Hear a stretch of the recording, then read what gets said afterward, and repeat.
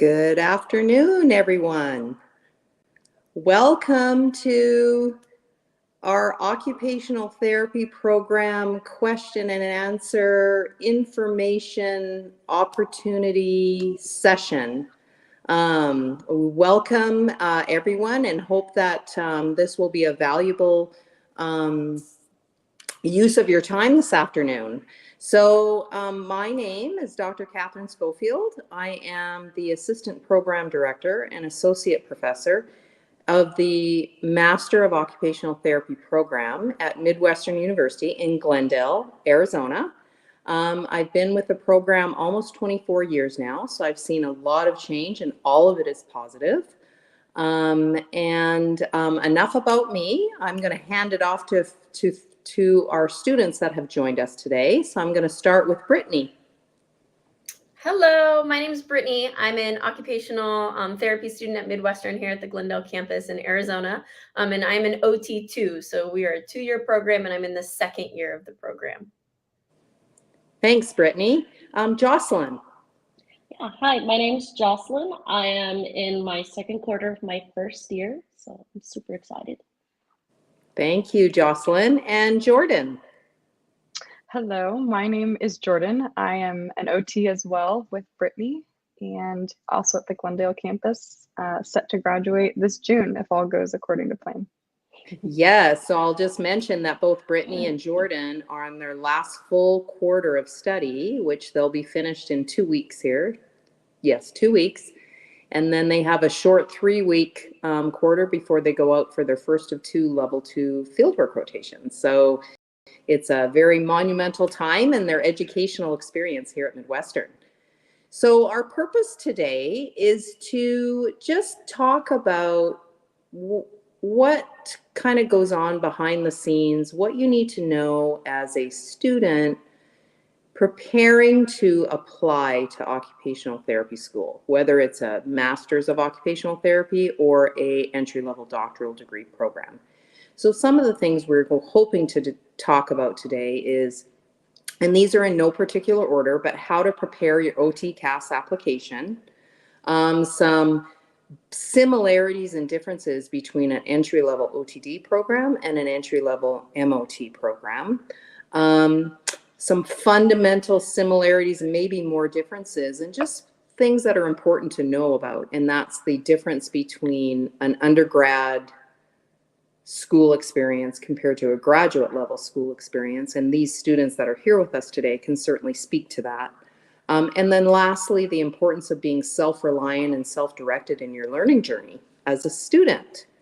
And so I think I'll open it up by talking about what are some things from my perspective as an educator that are important for an applicant to know about as they are preparing their OT application. And then after I'm done with providing my feedback, I'll call on the students here and they can share with you their personal experiences. So I think, and this is in no particular order, but I think obviously knowing what prerequisite courses are necessary to apply to a OT program. And so it's my understanding, and it has been my experience, that these prerequisite courses don't necessarily need to be completed in a university type setting. So they can be done in a community college type setting. A lot of our students have either already graduated or they're in their final year. They're a senior in their undergrad, and they may still be missing a few prereq courses. And so it's perfectly acceptable to pick those prerequisite courses up in a community college environment. So that's one thing to consider. Another thing to consider is really looking at you as a person and as a potential student in terms of your leadership experience and community service experience. At Midwestern, we really look at that as important attributes for our students to possess when they apply to our program. And then as far as the personal statement goes, I've read my share throughout the years, and I think it's important to really be honest in your presentation of who you are. And so the reader can really get a sense of who you are as a person, number one, and how you fit into the kind of the realm of occupational therapy. And then lastly, just being very mindful of schedules and time. And the earlier you get your application in, typically is better. However, we accept applications all the way up to the 1st of May. And so obviously there's a little bit of time between now and May, but the earlier, the better. And so I'm just going to call on you guys as students. So I'm going to call on Jordan. And if you have anything else to add about the OTCAS application experience. Yeah, thanks, Dr. Schofield. Mm-hmm. Yeah, I love what you said about trying to make your personal statement as personal as possible. That was something I really tried to do. I think I opened up with actually a story that had happened to me, and it was something that was really relevant to my OT journey. And so I think anytime you can make it really personal and just put as many relevant details about your experience in there as possible, that's a really good tip. As far as the OTCAS system goes, I know I was surprised at the checklist of things to do. So I would give yourself plenty of time. I think I started the application process like a year in advance, just to make sure I had all the prerequisites I needed, to make sure my personal statement was as good as I could get it, to make sure that I had sent each individual school that I was applying to everything they needed, because that's something kind of funky about OTCAS. Every school is on a different timeline and every school wants different things. So if you can be ahead and on top of that way in advance, you're going to make life a lot easier for yourself. Okay. Just a couple things. Nice suggestions. Thank you for sharing, Jordan. What are your thoughts, Jocelyn? Yeah, so I share the same thoughts with Jordan as far as just making sure that your personality comes through in the personal statement. I also made sure that you could tell it was me that wrote my essay, and that I really shared my strengths along with areas for improvement, and that I feel like I'm already, begun to develop some improvement in just my second quarter here at the Glendale campus.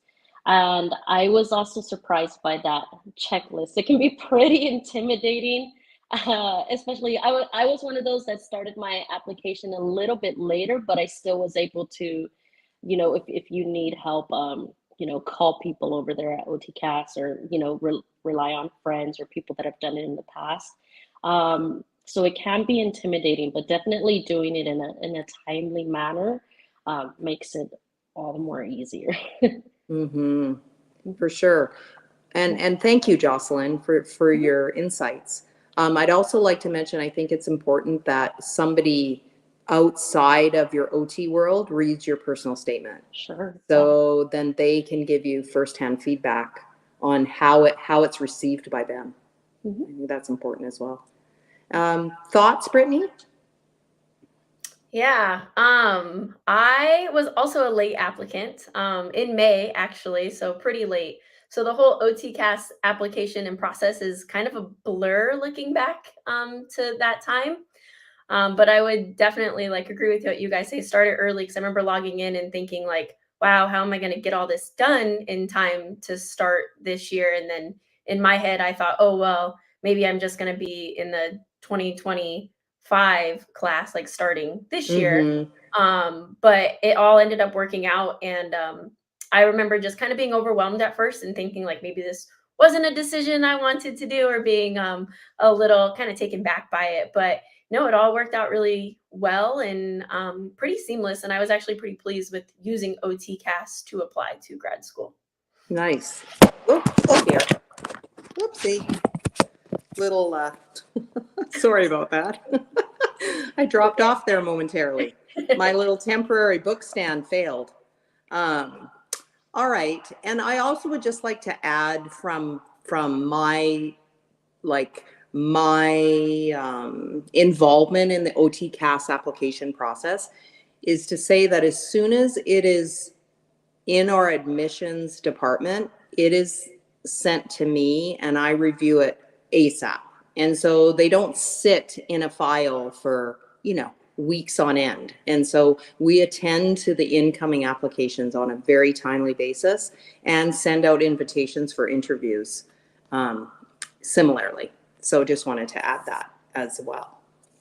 All right, well, maybe we'll switch gears a little bit and talk about just the MOT degree pathway and the OTD pathway. So currently, Midwestern University, we offer an entry-level master's degree path to the profession. And potential applicants are also very aware of the other popular second path to entry to the profession, which is an OTD degree. So I wanted to just take just a few moments to highlight the similarities and maybe some of the differences, and then get the insights of the students that have joined us today. And so I'll talk about, I think first is the similarities between the two degree paths. So very obviously, they both lead a student into entry-level practice. So that said, regardless of the program that you graduate from, you take the same MBCOT certification exam at the end of your academic program. And so your competency, i.e. your entry-level competency, is measured exactly the same way. And so employers don't necessarily seek out an OTD graduate as compared to an MOT graduate from a skill perspective. So I think that is just something to consider as a potential student. Also, similarities are the skills that you gain by being in both degree paths. So you have the entry-level skills that are necessary to be a competent therapist when you are finished. Some of the notable differences, the obvious difference is the length of time it takes to complete each degree path. So an MOT degree is typically 24 months. Some programs are still up to 27 months. And an OTD degree path is 36 months or 3 years, typically. So I think just logistically, the impact that extra time has on a given student's financial situation in life, logistical situation in life, it's not good or bad. It's just it's extra time and it's extra money. Also, the part of the reason for the increased time in the degree path is more of the curricular content focuses on such things as program development, research, advocacy, maybe practice of OT and emerging areas of practice that they aren't necessarily in now. There's one thing I wanted to just clarify and discuss a little bit further, because I did a little Google search earlier today about this very subject. And it's often stated that an OTD, an entry-level OTD, prepares a student to enter academia. Well, that's in my opinion, I don't want to say it's partially true, but it's just some things to keep in mind is a Research One institution or other institutions where graduate level OTD or graduate level OT programs are offered, the percentage of full-time faculty have to have what we call terminal degrees. And an OTD entry-level degree is not considered a terminal degree. A PhD is, EDD, DHS, etc.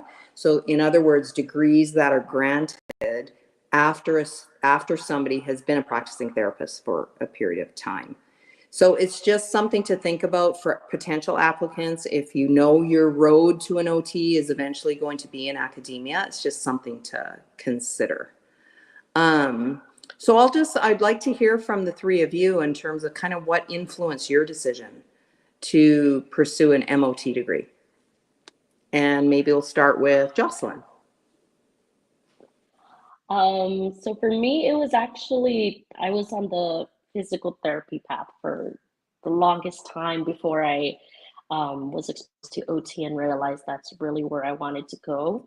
What influenced me to go with a master's versus a doctorate was actually the fact that we both take the MBCOT, and then being able to graduate in 2 years versus 3 allows me to start making that income. And I'm eager to get out into the field as well, and don't see a doctorate really being conducive to where I want to be in a few years. So that's something that I may revisit down the line after I've been in practice for a while. Excellent. Mm-hmm. Yep, but that's really what led me towards the MOT path. Okay, yeah. Makes sense, Jocelyn. How about you, Brittney? Mine's very similar to Jocelyn's, actually. So I wanted to get into school, get it done in 24 months, get back out into the field, and then decide what I wanted to do after that. If going back to school for a post-professional degree is something that is interesting to me in the future, and it may not be. We'll just kind of see where life leads me. And then the other reason I picked it was convenience. I'm born and raised here in Arizona, and Midwestern is kind of a hop, skip, and a jump down the street for me, and it was just there and waiting for me to apply. Yeah, that's great. Yeah, you guys all come with such interesting stories. How about you, Jordan? Yeah, similar to Brittney and Jocelyn, there was a lot that was appealing about the master's as far as how soon you'd be able to practice once you're done. I was actually applying and looking at another program that started everyone on the doctorate track. And then you could decide later if you wanted to peel off and just do your master's, but they started everyone that way. So it was definitely something I thought a lot about. And the more I talked to practicing OTs and just did a little bit of digging as far as income levels and things like that, there's really not a huge difference with income as far as that doctorate. And the main thing you're getting, like you said, Dr. Schofield, is just that practice with, that extra research that you're doing, kind of heading into that academia. So from what I saw, it wasn't something that was going to help me necessarily practice better. And if it was something I wanted to do, it would be better to wait after I had experience as a therapist. It would just be so much more valuable. For me, I saw it to do something like that later instead of doing it right out of the gate. Right. Yeah, I'll just echo what the last thing that you mentioned, Jordan, and just speaking also from personal experience. I didn't go back to get my terminal degree until I'd been in practice for quite a few years. And by then I really knew what the field of OT needed in terms of research and further development, versus when you're a new student. How can you really know that unless you're out in the field? And then what you're passionate about really leads your research, which is, you need that to keep you motivated. Because getting a terminal degree is a lot of work. And so yeah, I mean, they're just things to think about, for students that are considering graduate school. So thank you guys for your thoughts. And I think this next question will kind of lend itself to the discussion we just had. And that is just experiences in being a graduate student versus being in undergrad. And I think what I'm going to do is I'm going to let you guys lead this conversation, because you're a little younger than me, and your undergrad experience is a little closer to your life experience than maybe mine was. So I'm just going to kind of open it up and maybe, what are your thoughts in terms of some differences, maybe what potential applicants could benefit from in terms of maybe knowing what it's like to be in grad school, and maybe some pearls. So Jordan, maybe I'll have you open that up. Sure. Yeah, I was going to say, Jocelyn too. And of course, Brittney, feel free to jump in. I know you're the freshest, yes, of course. freshest out of undergrad probably. But yeah, I did take a bit of a break between undergrad and starting this program. So it was a little bit for me to kind of get back into just the study mindset and going at the pace that we do. So at Midwestern, we have quarters that are 10 weeks long. So the pace of classes is a lot faster. That was something I had to get used to. I had a semester program for my undergrad. So it just meant a different pace of classes, being on top of homework, being on top of material, so that you're ready for those exams when they come, because they come quick and fast. as I know Jocelyn is in the middle of. But yeah, I think just mentally maybe adjusting to, I think, the pace and then the load of the coursework. It's not impossible. You can totally do it, but just knowing that it's probably going to be more than what you had in undergrad is a good expectation to have. And not that you can't have fun and enjoy yourself. And, you know, professors encourage you to have a good balance so that you're not in your books all day. But, you know, we don't have a lot of outside time for work and other things like that. So we are able to do them, but the focus is school and just giving as much as you can to your studies. But please speak more on that, Brittney and Jocelyn. Sure. I think for me, being an undergrad, it was always like I knew there was going to be next steps eventually for graduate school, and so it was always I need the best grades. I need to be able to stand out on an application. Like, what can I do to boost my resume and myself? But then once you get into grad school and you're in your cohort, like you're not competing for a spot anymore. Like we're all together, kind of going for the same thing. So it's nice to be able to have friends that you can kind of lean on, study with. I think, and I know this was said at orientation, like being this idea of this perfect student and having perfect grades, like that's not true. Like things aren't always going to go perfectly in real life, and you're not always going to be this perfect practicing therapist. And so learning how to fail and then learning from that, I think is really important in graduate school, and being okay to kind of take those risks in a safe place where you can really learn from it. So I know we use a sim center a lot for a lot of our testing.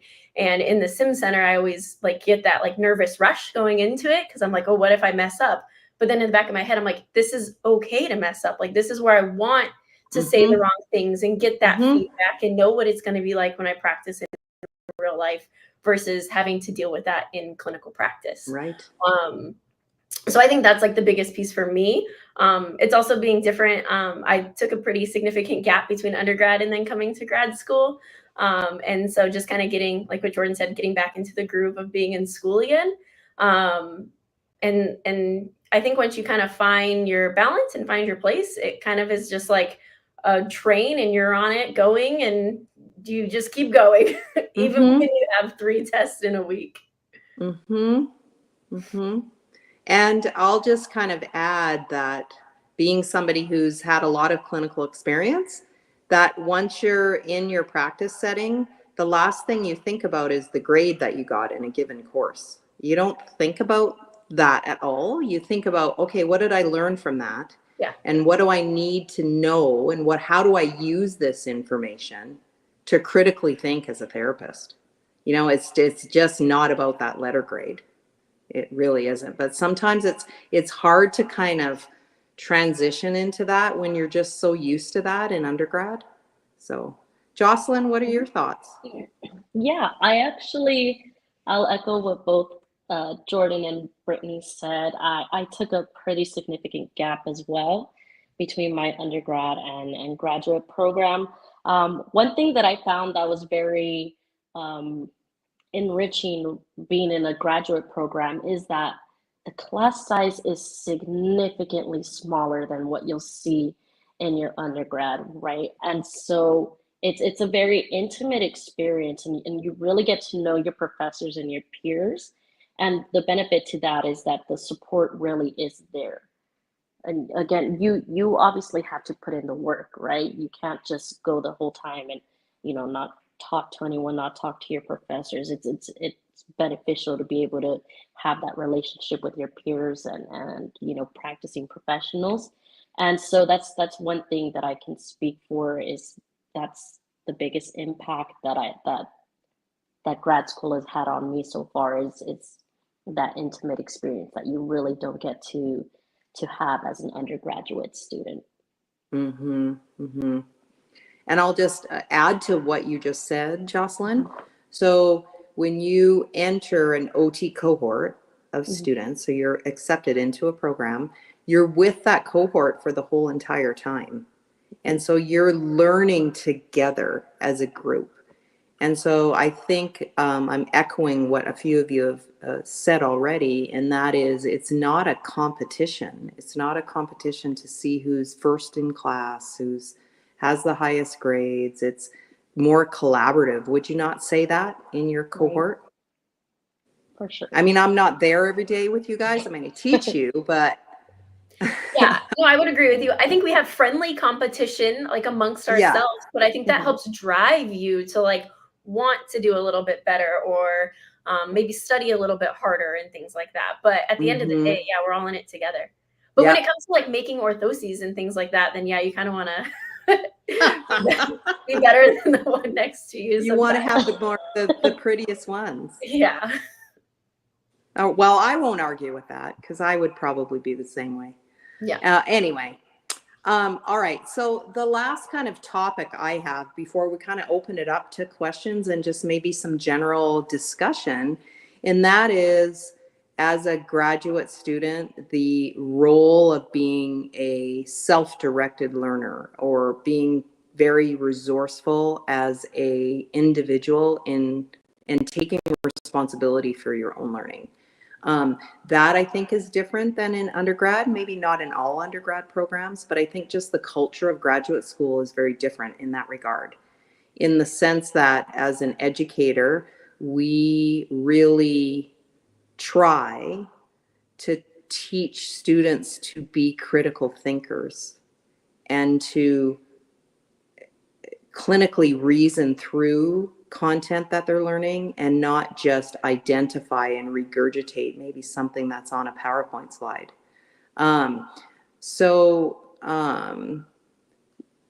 We really try to focus on that at Midwestern University to foster those skills in our students, because as an OT, that's how you have to think. Every individual is different, every population is different, every group is different, every day is different as a practicing therapist, which makes it so exciting. But those skills are really, really important. So I'm wondering if you guys can speak to that as well. Maybe I'll start with Jocelyn. Yeah, I mean, it definitely is a very different experience from my undergraduate program, right? Entering into this graduate program, we started off with anatomy, right? And that class was really what you made of it. And also our analysis of movement course with Dr. Schofield, that class was also what you made of it. It really pushed us to take that extra time and take that responsibility upon ourselves to get into the lab, practice with our peers, ask questions to the OT2s, ask Dr. Schofield, make the errors and learn from them. So it's been a very enriching experience for me so far, and it's been one that I've appreciated as well, and that's allowed me to grow in this short amount of time that I've been here. Oh, that's wonderful. Thank you for sharing that. That means a lot to me as an educator. It really does, because that's really important to me. Jordan? Yeah, self-directed learning. I think that's a great way to encapsulate the whole graduate program experience.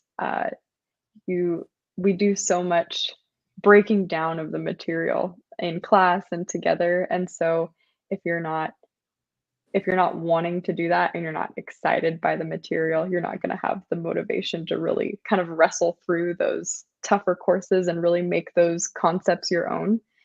I think that's something I've realized in the program is, all right, it says XYZ on the slide, and I think I understand that, but am I able to actually apply that?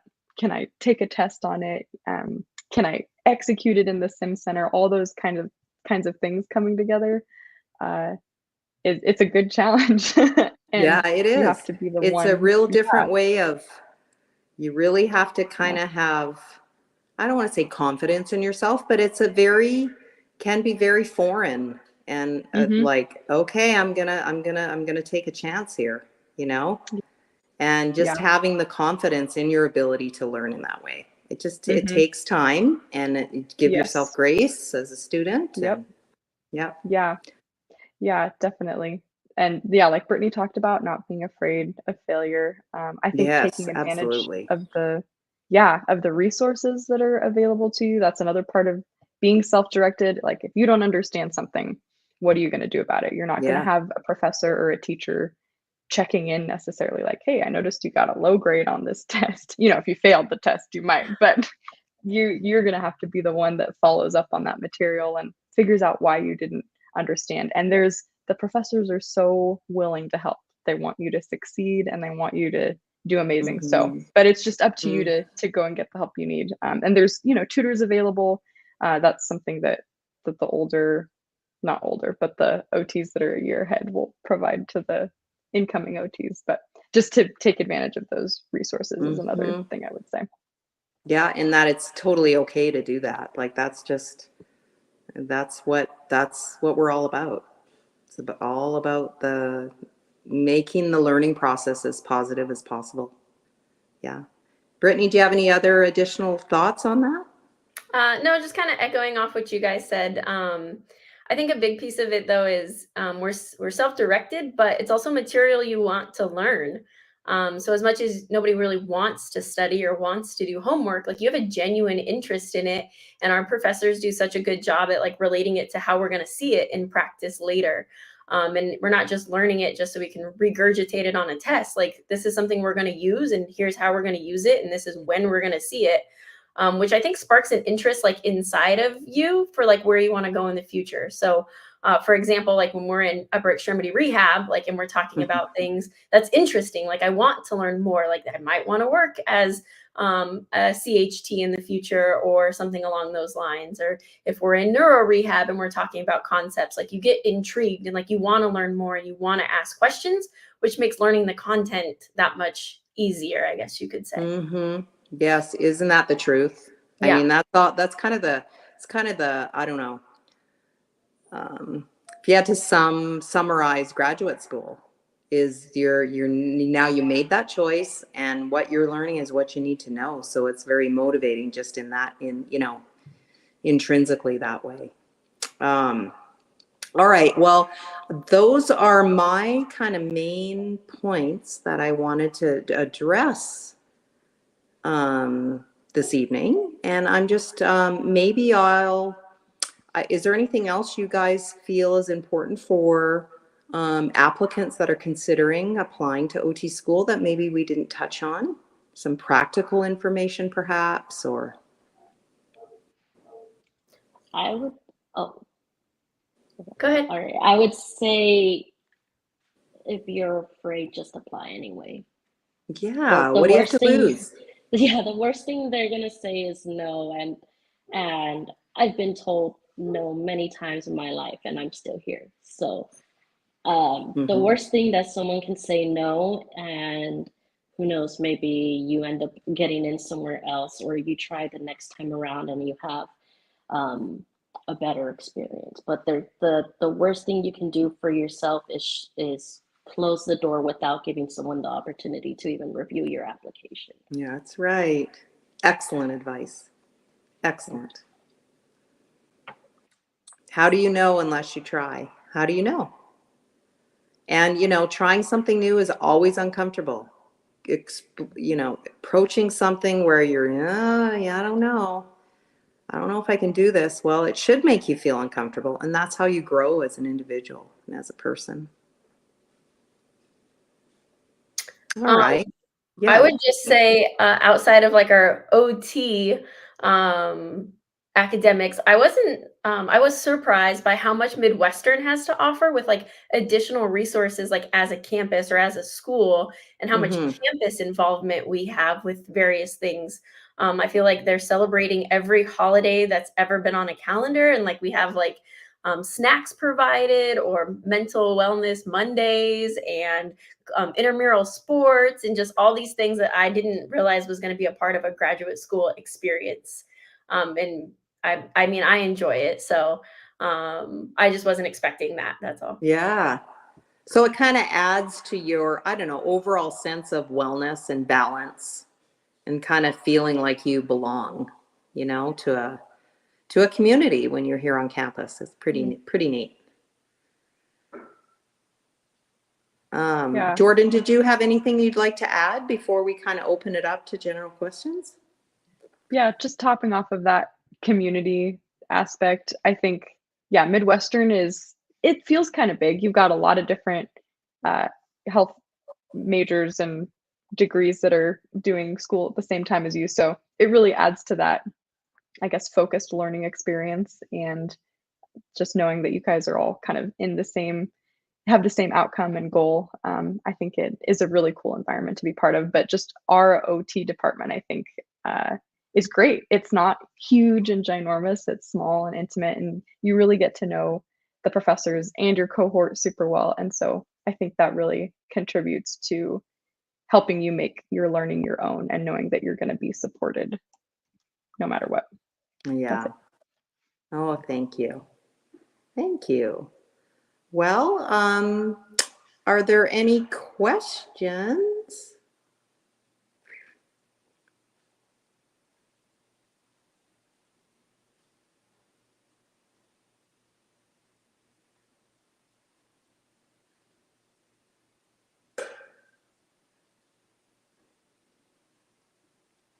Okay, so I see a question here on the screen. I'll go ahead and just read it aloud, and I'll offer my feedback, and then students, you can just chime in. So a question, what ultimately made you solidify your decision to choose Midwestern's program over others? And I think I'll let I'm gonna hand that over to the students, and I'll just start with Brittney. Midwestern's program over others. I had a professional connection with our program director, Dr. T. And so he kind of encouraged me to apply, and was the one that really told me he thinks I would make a great OT, and that in the current job I had at the time, that I was already doing things that were very OT, and that this would be a very fitting role to me. And so after talking to him more, and then talking with Midwestern graduates that were OTs, I really knew that this was like the place and the next steps I needed to be. Okay, thank you for sharing. How about you, Jocelyn? For me, mine's a bit different, but I actually only applied to Midwestern. I did look at other programs, but I chose to only apply to Midwestern. One, because I had been living out here for a year already. But the other thing was that I actually came to visit the campus, and I had the opportunity to get together with Dr. Trujillo and Dr. Merchant. And they sold it to me. They didn't have to do much, but they sold it to me. I loved the campus. I loved the OT lab, and even just getting to hear about the program and the field, and what contributions we can make. It felt like home, and it felt like I didn't need to go looking elsewhere. Wow. So, yeah. Oh, thank you for sharing that, Jocelyn. Of course. How about your thoughts, Jordan? Yeah, I also got to visit the campus like Jocelyn. And so when I was trying to decide on Midwestern, it was between Midwestern and another school. And I had narrowed it down to those two because in my interview process, I had really felt like I clicked with the faculty that had interviewed me. So I think that's a really big part of deciding where you're going to go is who are the faculty, and do you feel like you can learn from them professionally, but also personally, and get to know them and form a relationship with them, because they're going to be the ones directing your learning for the next 2 years. So that was a huge piece for me. The other thing that really sold me on Midwestern before even coming was the fact that they have a cadaver program, and that we as OTs get to experience that as part of our anatomy course is really, as Dr. Schofield has told us a lot, but it's just very rare, and it's a really great opportunity. So that was something that I had been told to look for. And so that kind of set Midwestern apart from the other universities I was looking at. And then when I came to visit, it just really reinforced the connection with the faculty. I could picture myself at the campus. It's beautiful. And there were a lot of exciting opportunities with the clinics that are attached as part of the school. The Therapy Institute I got to go see. And anyway, just a lot of exciting things. I could really picture myself there. Great. Hopefully that provided you with some insight in terms of your question.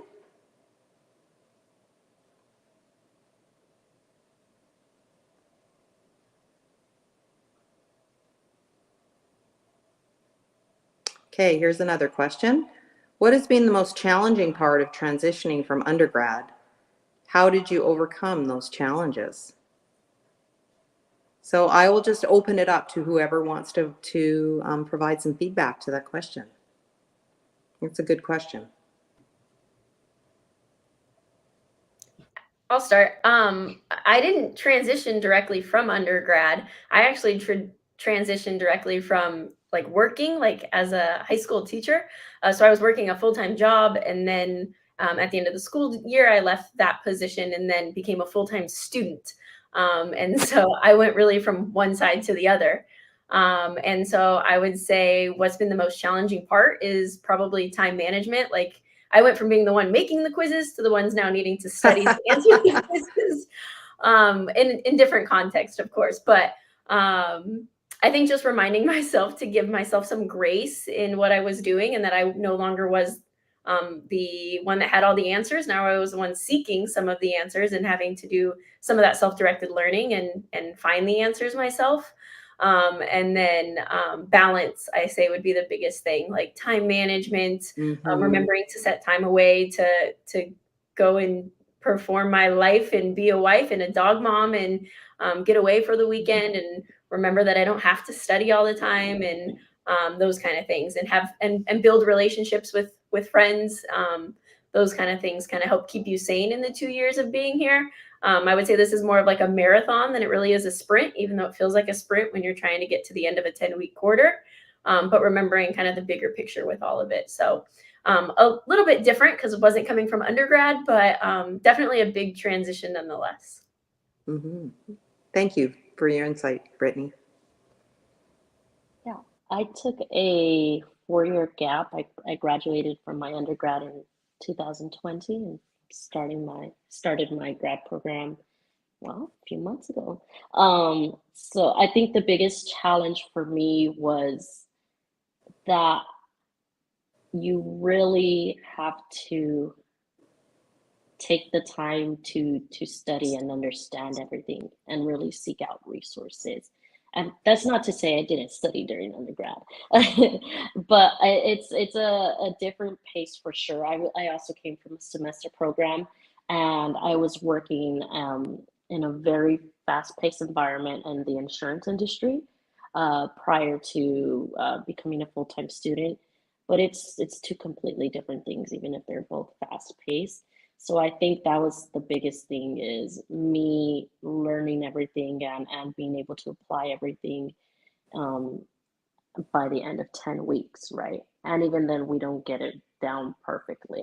I still find myself reviewing and going back to look at things. Yeah. I feel like I've overcome it by just reaching out and to get resources, or I'll ask the OT2s, like especially when we were in cadaver lab, I was asking questions nonstop.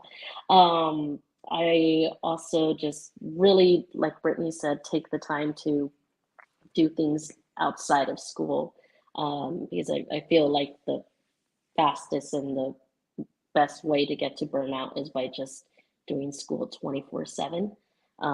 So I also find time to be a dog mom and do board nights with my boyfriend, and just fun things outside of class. So. Mm-hmm. Good advice. It's easy to lose that, or think you need to lose that. For sure, yeah.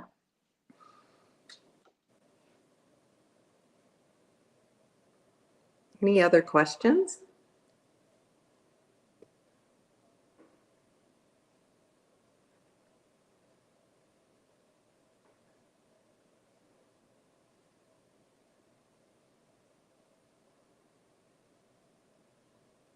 Okay, here's one. Is there time in the program to get involved in community service together as a cohort?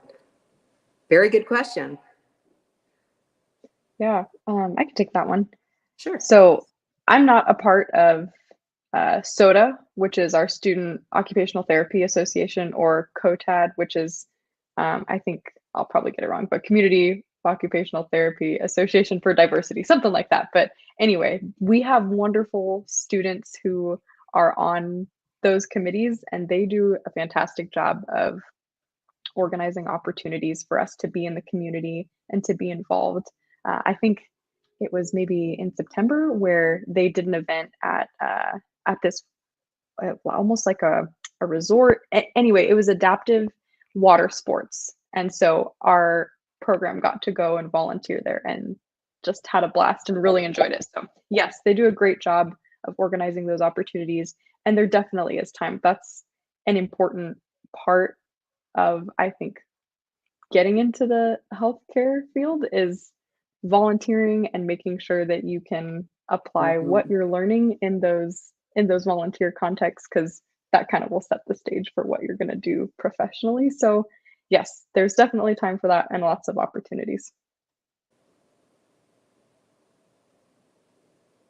Great question.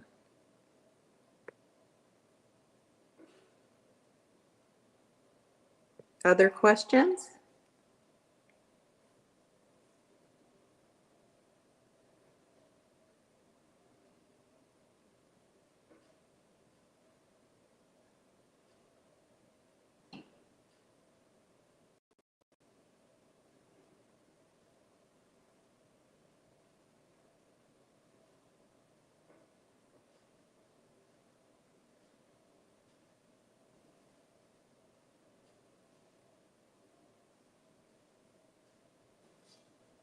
Well, looks like perhaps maybe there's not any other questions that are coming in. I'm just going to make that assumption. So I just want to, I guess we'll wrap things up. And I just want to, first of all, thank Brittney and Jocelyn and Jordan for your incredible insight and sharing all about your life as an OT student and just your perspective. It's very valuable and very much appreciated. And I also want to thank those of you who joined us virtually. And hopefully this was a valuable time spent for you, finding out more about just kind of what it takes to apply to OT school and what it's like to be an OT student. So I'll just extend the best of luck to those of you who are listening, and good luck with your futures. Thank you, Dr. Schofield. Oh, thank you guys so much. Thank you, guys. Thank you. Thanks.